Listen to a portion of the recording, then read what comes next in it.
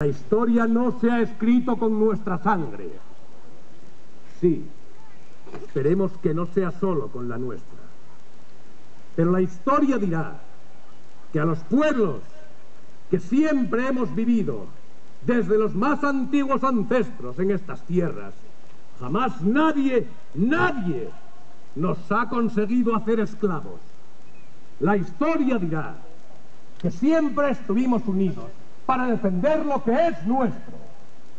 La historia dirá que nunca nos mantendremos callados bajo el yugo de nadie que venga de fuera.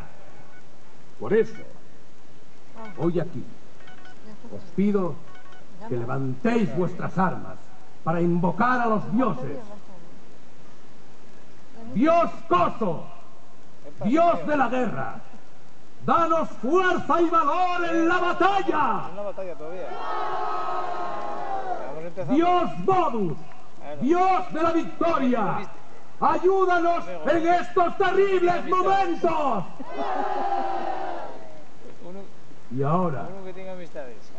contemplad, arrodillad, hermanos míos. Y es que te oye una amiga de Alba.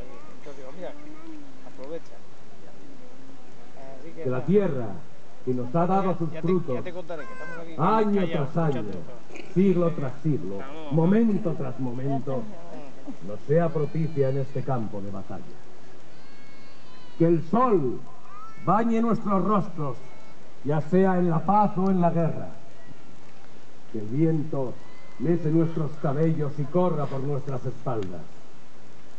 Que la lluvia moje nuestros hombros y se deslice suavemente sobre ellos.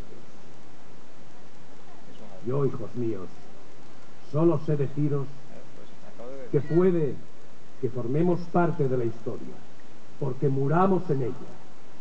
Pero aún así, levantaos y gritad conmigo: nuestro pueblo siempre luchará por la libertad.